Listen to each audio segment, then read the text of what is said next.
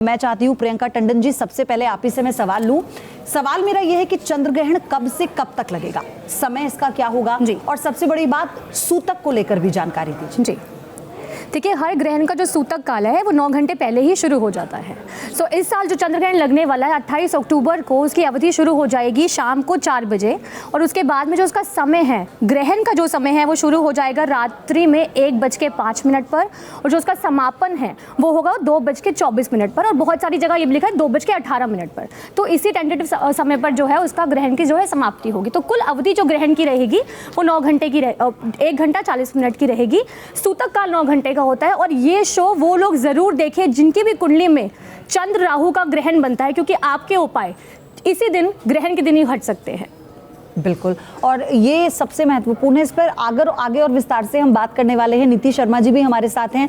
आपसे मैं ये जानना चाहूंगी कि ग्रहण लगेगा, दिखेगा कहाँ कहाँ, जब इसकी बात होती है कि इसका असर कहाँ कहाँ होगा, कहाँ कहाँ ये दिखेगा, और इस ग्रहण के चलते हमारे जीवन पर इसका प्रभाव क्या पड़ने वाला है? इस समय ये जो चंद्र ग्रहण लग रहा है, ये पूर्ण चंद्र ग्रहण है। इसका पूरा प्रभाव पृथ्वी पे देखने को मिलेगा, और भारत के साथ साथ ये ऑस्ट्रेलिया, यूरोप, उत्तरी northern America, southern America, Asia, Hind महासागर, अटलांटिक, दक्षिण प्रशांत महासागर में, साथ में आर्टिक और अंटार्कटिका में लगेगा जी। ग्रहण हमेशा अशुभ होता है, क्योंकि ग्रहण के समय जो सूर्य की सकारात्मक ऊर्जाएं पृथ्वी पर पड़ती हैं या चंद्रमा पर पड़ती हैं, उसमें व्यवधान आता है। तो निश्चय रूप से जो सूर्य सृष्टि का एक प्रकार से जीवन का और ऊर्जा का आधार है, जब ऊर्जा में कोई भी इंटरप्शन होती है तो उसका नेगेटिव इफेक्ट होता है जी। और चंद्र ग्रहण इस समय जो लग रहा है वो अश्विनी नक्षत्र, जो केतु का नक्षत्र है, उसमें लग रहा है। और मेष राशि जो मंगल की राशि है, मंगल को ग्रहों में सेनापति की संज्ञा दी गई है। वहीं मेष राशि एक अग्नि तत्व राशि है, एक बहुत ज़्यादा एग्रेसिव राशि है, कालपुरुष की प्रथम राशि है। तो ये समझने की आवश्यकता है कि जब चंद्रमा और राहु की युति मेष राशि में होगी, निश्चय रूप से इसका नेगेटिव प्रभाव होगा। और चंद्रमा को ज्योतिष में मन का कारक माना जाता है, चंद्रमा मनसो जातः। तो ऐसी स्थिति में जो सबसे ज़्यादा नकारात्मक प्रभाव व्यक्ति विशेष पे पड़ेगा वो उसके मेंटल एनर्जीज पे पड़ेगा। कहीं ना कहीं अवसाद की स्थिति, डिप्रेशन, एंजाइटी इश्यूज। आप देखेंगे जितने भी मेंटली चैलेंज लोग होते हैं वो नॉर्मली अमावस्या और पूर्णमासी में एक हाइपर एक्टिव मोड में आ जाते हैं।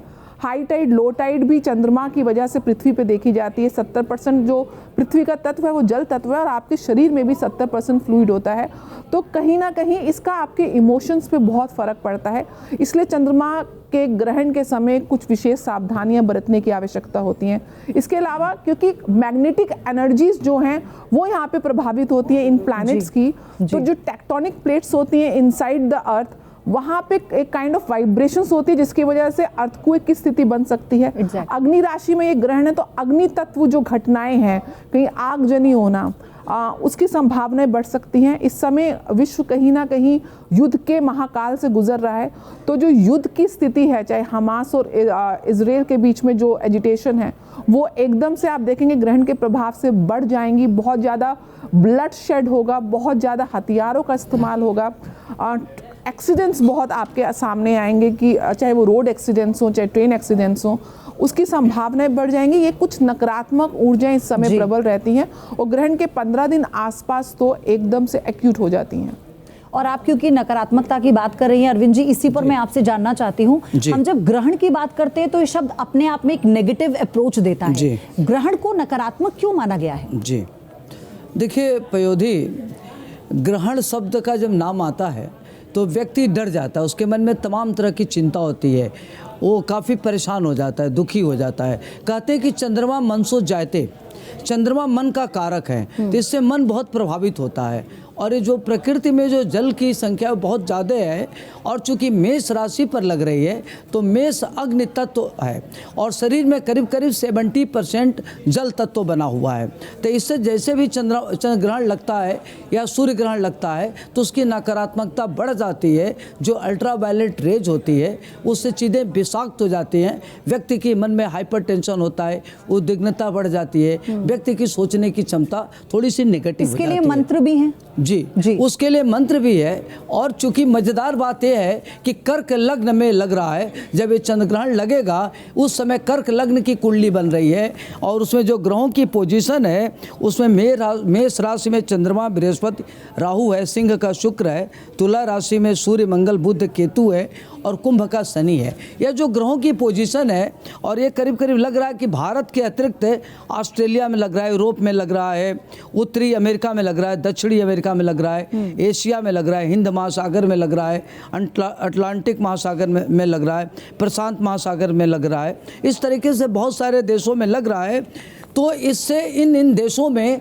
युद्ध की स्थिति बन सकती है और इनकी तमाम ऐसी चीज़ें जो दिक्कतें आ सकती हैं, आर्थिक रिसेशन हो सकता है। और जो अभी ये युद्ध बन रहा है इजराइल में चाहे हमास के जो बीच बढ़ रहा है, इसमें युद्ध और बढ़ेगा, प्राकृतिक दुर्घटनाएं होंगी, भूस्खलन होगा, सामुद्रिक तूफान बहुत भयानक हो सकता है जिससे पूरा प्रकृति प्रभावित होगा, राजनीतिक स्थिति में बड़ी उथल पुथल होगा। तो पूरे विश्व में इस घटना का काफ़ी असर पड़ेगा। चूँकि चंद्रमा मन का है और चूंकि चंद्रमा एक ही है तो इससे काफ़ी असर पड़ेगा। दूसरी बात है कि जब चंद्र ग्रहण लग रहा है उसमें चंद्रमा बृहस्पति राहु एक साथ है, तो बृहस्पति राहु गुरु चंडाल योग बना रहा है और ये जो आपका चंद्रमा राहु होने के नाते ग्रहण योग भी बन रहा है। ऐसे परिस्थिति में काफ़ी उथल पुथल, दुर्घटनाएं, भूस्खलन, प्राकृतिक अस्थिरता बनी रहेगी। इस तरह की स्थिति दिख रही है। युद्ध की स्थिति काफ़ी बड़ी हो सकती है, इसकी अवधि लंबी हो सकती है। इसमें भारत की भूमिका बड़ी महत्वपूर्ण होगी। भारत युद्ध को घटाने में इसकी भूमिका होगी और भारत की जो भूमिका होगी विश्व गुरु की भूमिका में होगी। भारत की आर्थिक स्थिति मजबूत होगी और भारत में राजनीतिक बहुत उतार चढ़ाव की स्थिति बनी रहेगी जी। और इसमें आपके मन पर गलत असर ना पड़े इसके लिए आप ओम सोम सोमाय नमः गायत्री मंत्र की उपासना करिए, भगवान शिव की आराधना करिए, चंद्रमा के मंत्रों का जप करिए, सफ़ेद वस्तु का दान करिए जो आपके लिए अच्छा रहेगा और ख़ास तौर से मन पर नियंत्रण रखने की ज़रूरत है। दूसरी बात यह है कि जब एक कर्क लग्न में लग रहा है तब महिलाओं पर दुर्घटनाएँ बहुत हो सकती हैं। महिलाओं के साथ ऐसी घटनाएँ होंगी जो काफ़ी हृदय विदारक होगा, यह भी ध्यान रखने की जरूरत है। और मेष राशि के नाते अग्नि तत्व बढ़ने के नाते अग्नि दुर्घटना भी हो सकती है, इसका भी ध्यान रखने की जरूरत है। जैसे ट्रेन दुर्घटना हुआ, सामुद्रिक दुर्घटना हुआ, अग्नि दुर्घटना हुआ, मिसाइल की युद्ध जैसी स्थितियां बनी रहेंगी जी। मैं ये चाहती हूँ अरविंद जी एक बार मंत्र का उच्चारण आप फिर से हमारे दर्शकों के लिए करें क्योंकि सही उच्चारण भी मंत्र का बहुत जरूरी है, उन्हें बताएं। देखिए पयोधी, जब चंद्रमा कहते हैं कि चंद्रमा मनसो जायते, मन के हारे हारे मन के जीते जीत, चंद्रमा भगवान शिव के सिर पर रहता है। तो अगर इस मंत्र का जप किया जाए ओम सोम सोमाय नमः, इस मंत्र का अगर जप किया जाए पूरे ग्रहण काल में तो बहुत अच्छा रहेगा। और भगवान शिव एकमात्र ऐसे देवता हैं जो देवाधिदेव हैं, इस सारी घटनाओं दुर्घटनाओं को अपने अंदर आत्मसात कर लेते हैं। इसमें ओम नमः शिवाय मंत्र का जप किया जाए तो बहुत ही अच्छा रहेगा। गायत्री उपासना किया जाए, ओम भूर भुवः स्वः तत्सवितुर्वरेण्यम भर्गो देवस्य धीमहि धियो यो न प्रचोदयात्, इन सब तमाम मंत्रों का जप किया जाए तो आपको मन को काफ़ी शांति मिलेगी।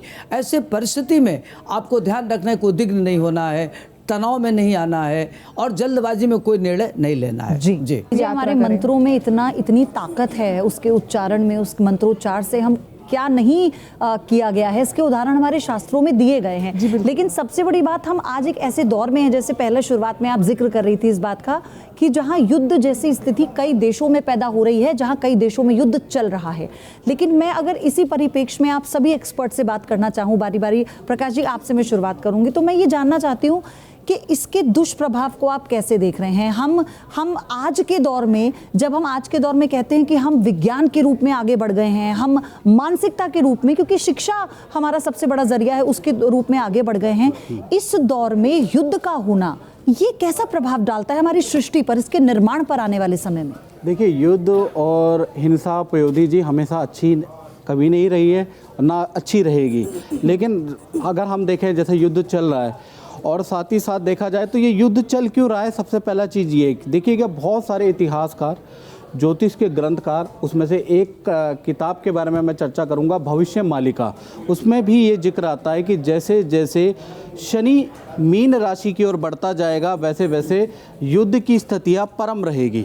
तो यहाँ पर भी अगर देखा जाए तो अभी क्या है, और कैलकुलेशन, मेदनीय ज्योतिष और ये जो 28-29 अक्टूबर को जो ग्रहण पड़ा है, तो इसमें भी अगर आप पैटर्न देखेंगे तो ये जो ग्रहण है मेष राशि में बैठा है और तुला राशि उसके अपोजिट राशि है, और ज़्यादातर ग्रह इन दो भाव के अंदर है। यानी कि मेष राशि के अंदर देखा जाए तो गुरु, चंद्रमा और राहु 3 ग्रह हो गए, और वहीं पर तुला राशि के अंदर देखा जाए तो सूर्य, बुध, मंगल, केतु, यानी कि देखा जाए तो 7 ग्रह तो यहीं पर आ गए। तो इससे ये संकेत मिलता है जब दोनों ग्रह, मान लें 2 खानों के अंदर ही मैक्सिमम ग्रह बैठे हैं और एक दूसरे के शत्रु बैठे हैं, और कहीं ना कहीं गुरु चंडाल योग बना रहे हैं, कहीं ना कहीं देखा जाए तो अपयश योग बना रहे हैं। सूर्य यहाँ पर दूषित है, चंद्रमा यहाँ पर दूषित है, गुरु यहाँ पर दूषित है, मंगल यहाँ पर दूषित है। बच कौन सा ग्रह गया? राहु केतु आपस में ही शत्रु हैं। हालांकि एक ही स्वर भानु एक राक्षस था, उसी के 2 हिस्से हैं, लेकिन आपस में भी इनकी नहीं बनती है। तो कहीं ना कहीं देखा जाए तो ये जो स्थितियां हैं, मैं बताऊं तो 2027 तक, और ये जो चंद्र ग्रहण है वैसे तो 2027 तक युद्ध काल ही रहने वाला है, इसकी हमें आदत डाल लेनी चाहिए। ये ज्योतिष के ग्रंथ भी बोलते हैं और साथ ही साथ मेदनीय ज्योतिष के अनुसार कैलकुलेशन भी बोलती है। अभी क्या है कि मेष राशि के अनुसार देखा जाए तो मेष राशि के अंदर इंग्लैंड, फिलिस्तीन आ जाता है, सीरिया, जापान, यहाँ पर कोई बुरी घटना, बुरी हादसा होने के संकेत अब नजर आ रहे हैं। यानी कि कुछ ना कुछ ऐसी घटनाएं होंगी जिससे ये युद्ध की तीव्रता और बढ़ जाएगी। तुला राशि के अंदर देखा जाए तो सूर्य, बुध, मंगल और केतु 4 ग्रह एक साथ बैठे हैं, तो कहीं ना कहीं चाइना, मिस्र, जापान, अमेरिका का भी इसमें हाथ होता हुआ नजर आ रहा है। साथ ही साथ इनके बीच में भी मनोभेद होंगे, चाइना किसी और का सपोर्ट करेगा, अमेरिका किसी और का सपोर्ट करेगा। तो कहीं ना कहीं ये जो माहौल है ऐसा होता आने वाले समय में, आने वाले समय में, आने वाले 60 दिन में ये युद्ध की ओर बढ़ता हुआ ही नजर आ रहा है। मेरा आपसे सवाल है मेरा कि मध्यस्थता को लेकर आपको क्या लगता है? हम कहते हैं ना कोई भी युद्ध होता है, श्री कृष्ण भगवान ने क्या किया था, सबसे बड़ा उदाहरण हमारे पास है। लेकिन जब हम मध्यस्थता की बात करते हैं तो वो आपको लगता है कि ऐसी परिस्थितियां हैं हमारे भारत में भी, भारत को लेकर भी, कि क्या भारत ऐसी भूमिका निभा सकता है? भारत की कुंडली क्या कहती है ऐसे उसमें जब हम युद्ध की बात करते हैं तो? जी बिल्कुल। देखिए एक बात मैं और साथ में ऐड करना चाहूँगी। पहले क्या होता था ना कि कई सालों में एक ग्रहण आता था।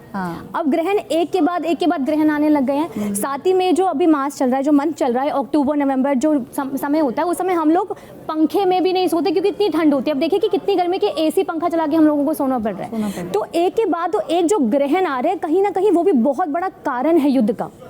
और साथ ही में देखिए वायरस क्रिएट हो जा रहे हैं, बहुत सारी बीमारी आ रही है। और देखेंगे बहुत, अगर हम सोशल मीडिया सब बैठते हैं देखते हैं, सोशल मीडिया पर एक आ रही है कि भगवान क्या आपको तरस नहीं आता, युद्ध हो रहा है, हे भगवान बच्चे रो रहे हैं, शेम ऑन यू, ऐसे लोगों को कमेंट्स किए जाते हैं। यहाँ पर युद्ध को लेके बहुत सारी बातें होती है। अब मानसिकता की बात करूँ यदि मैं, तो यहाँ पर सेंसिटिविटी बहुत इंपॉर्टेंट है, एक दूसरे के प्रति प्यार बहुत इंपॉर्टेंट है। और भगवान को लोग कर्ज करते हैं, लेकिन अंतिम में देखा जाए तो भगवान के शरण में जाते हैं कि अगर आपको कुछ पॉजिटिविटी चाहिए तो आपको एंड में जाना भगवान के पास ही पड़ेगा। तो मुझे लगता है कि अगर भारत देश की बात करें तो वो एक ऐसी स्ट्रॉन्ग कंट्री है जो सबको सपोर्ट कर सकती है, क्योंकि उसको सोने की चिड़िया इसीलिए नहीं कहा जाता।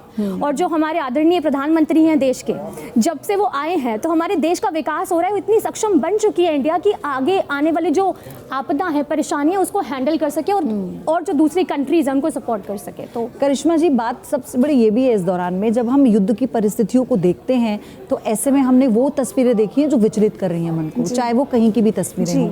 लेकिन ऐसे में भारत की भूमिका बहुत इंपॉर्टेंट है। भारत सही पक्ष में खड़ा हुआ है, जितना भी हमने अभी भारत का किरदार देखा है। आने वाला समय आप कैसे देख रही है? इसका दुष्प्रभाव भारत पर भी पड़ेगा क्या? देखिए, मुझे नहीं लगता कि इसका दुष्प्रभाव भारत पे पड़ेगा, क्योंकि अभी जो स्थिति बन रही है, जो भी ये स्थिति है, आने वाले 2027 तक, मैं बिल्कुल सहमत हूँ प्रकाश जोशी जी की बातों से कि आने वाले 2027 तक इस तरह की स्थितियाँ बनेंगी। जो ये ग्रहण भी पड़ रहा है, कहीं ना कहीं ये और ज़्यादा युद्ध को बढ़ा सकता है। जैसे कि अभी इजराइल और हमास के बीच में युद्ध हो रहा है, तो कहीं ना कहीं ये चीज़ें और ज़्यादा बढ़ सकती हैं। और ज़रूरी नहीं है कि इन्हीं कंट्रीज़ के बीच में, बल्कि जो सिविल वॉर, जो साइलेंट वॉर, जो कोल्ड वॉर अभी चल रही हैं और भी, तो वो भी कहीं ना कहीं एक दोबारा से एक अग्नि अग्नि का रूप ले सकती हैं। तो कहीं ना कहीं भारत एक अहम भूमिका ज़रूर निभा सकता है, मगर कहीं ना कहीं इसका जो प्रभाव है वो भारत के ऊपर मुझे नहीं दिखता कि आएगा आने वाले समय में। और नीति जी, जब हम राजनीति की बात करते हैं, आप उस पर भी मेरी मुखर रहती हैं, आप जानती हैं ज्योतिष के लिहाज से भी इस चीज़ को, जब हम दुष्परिणाम की बात करते हैं भारत को लेकर, तो वो हमें बताया करिश्मा जी ने, लेकिन भारत के जब हम किरदार की बात करते हैं आगे आने वाले फ्रंट फुट पे, तो उसे आप कैसे देख रही हैं? और सबसे बड़ी बात ये, चंद्र ग्रहण कैसे चीज़ों को बदलता है वैश्विक तौर पर, कोई भी ग्रहण, क्योंकि हम चंद्र ग्रहण पर बात कर रहे हैं, मुझे ये भी बताइए आप। देखिए, ग्रहण के प्रभाव से जैसे मैंने बताया कि युद्ध की स्थिति या भूकंप की स्थिति, प्राकृतिक आपदाएं होती हैं, और ये प्रकृति का एक नियम है, ये एस्ट्रोनॉमिकल इवेंट है जो एक टाइम ड्यूरेशन के बाद होना ही होना है। चाहे चंद्र ग्रहण हो चाहे सूर्य ग्रहण हो। भारत की जो भूमिका है वो हम सब देख रहे हैं, आपका ज्योतिष क्या कहता है? ये जो युद्ध की स्थिति पैदा हुई है पूरे विश्व भर में, इसे कब हम इस पर पूर्ण विराम लगता देखेंगे? जी देखिए, आप अगर कोई भी विश्व में होने वाली घटना है, इसमें 2-3 ग्रह बड़े महत्वपूर्ण होते हैं।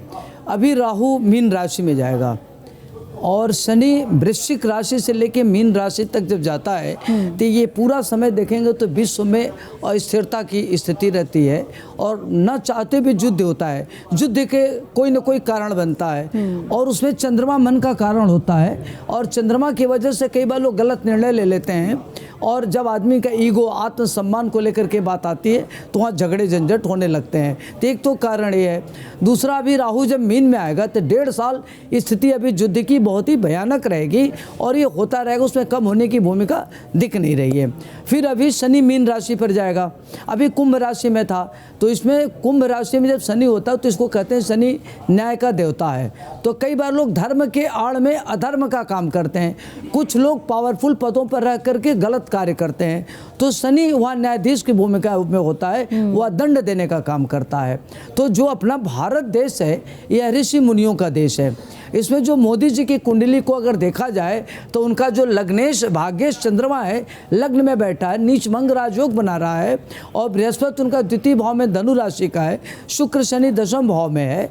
तो जो मोदी जी की कुंडली, अभी इनको करीब करीब 8 से 10 साल अभी राजनीति में उनकी बड़ी अहम भूमिका रहेगी। आने वाले समय में जो विश्व युद्ध होगा उसकी अभी कहीं कम होते हुए नहीं दिख रहा, कहीं ना कहीं रहेगा, तो उसमें मोदी जी की बड़ी अहम भूमिका रहेगी और भारत विश्व गुरु की भूमिका में होगा। भारत हर तरीके से, आर्थिक रूप से, मानसिक रूप से, आध्यात्मिक रूप से, मेडिकली और अन्न के तौर पर लेकर के पूरे विश्व में जहाँ जहाँ संकट काल होगा वहाँ मदद करेगा और मॉरल सपोर्ट करेगा, इमोशनल सपोर्ट करेगा, स्पिरिचुअल सपोर्ट करेगा। उसमें भारत की भूमिका बहुत बढ़ जाएगी। तो भारत के लिए कालखंड बहुत महत्वपूर्ण है, भारत आगे बढ़ेगा।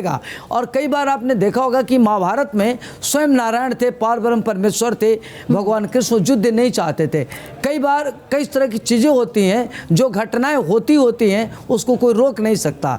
तो ये चूंकि घटनाएं हो रही हैं, डेस्टिनी वश हो रही है, प्राकृतिक के घटनाएं होगी, तो ये हो रही है इसलिए होना है। मैं यहाँ पर इसी बीच आपसे एक सवाल पूछना चाह रही थी, इस जो युद्ध चल रहा है हमास और इजराइल के बीच, दोनों तरफ से बमबारी हो रही है, दोनों तरफ से, मतलब कोई भी पक्ष पीछे नहीं हटेगा, चाहे इजराइल हो या फिर हमास हो, वो एक बम फेंकता है, वो 2 फेंकते हैं। तो ये जो प्रतिक्रिया इस वक्त चल रही है, ये कितना प्रभाव डालती है आसपास की चीजों पे और उन लोगों के जीवन पर डालेगी और पूरे विश्व पर ये कैसे प्रभाव डालेगी? क्यों मैंने आपसे सवाल पूछा? तस्वीरें आती हैं, माँ अपने बच्चे को ढूंढ रही है, तस्वीरें आ रही हैं, बच्चा अपनी माता पिता को ढूंढ रहा है, तो ये वैश्विक तौर पे एक बहुत बड़ा संकेत है। ये आने वाला समय क्या कहता है इसका? देखिए, आने वाला भी जो ग्रहण लग रहा है इसमें चंद्रमा बृहस्पति है, तो चंद्रमा बृहस्पति दोनों बड़ा पवित्र ग्रह है, गज केसरी योग बना रहा है, तो इसमें कोई आध्यात्मिक पावर होगा जो पूरी मदद करेगा।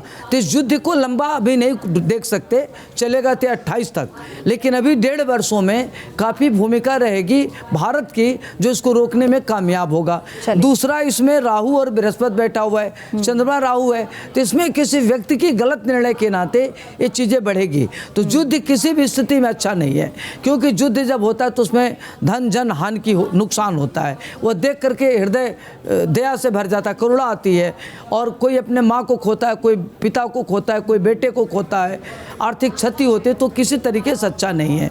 लेकिन ये जो ग्रहण है, ग्रहण के नाते भी युद्ध की स्थिति बनी रहेगी, उसमें धन जन हानि दिख रहा है। क्योंकि जब एक व्यक्ति विशेष की कुंडली उसका भविष्य बताती है, जी। और जब किसी देश के लोग होते हैं वो उस देश का भविष्य तय करते हैं, जी। तो जब दो देशों के बीच में लड़ाई होती है तो हमें इसे ऐसे समझना चाहिए दो व्यक्ति हैं जो लड़ रहे हैं, जी, तो वो उसी का प्रतिनिधित्व कर रहे हैं, और उससे आने वाला जो भविष्य है इस सृष्टि का वो कैसा होगा, उसके निर्माण कैसा होगा, इसी बारे में चर्चा होती है। और ऐसी चर्चा करने की हमने कोशिश भी की, लेकिन चंद्र ग्रहण को लेकर क्या सावधानियां बरतनी चाहिए, आने वाले समय में आपके लिए क्या कठिनाइयां होंगी, उनका समाधान क्या होगा,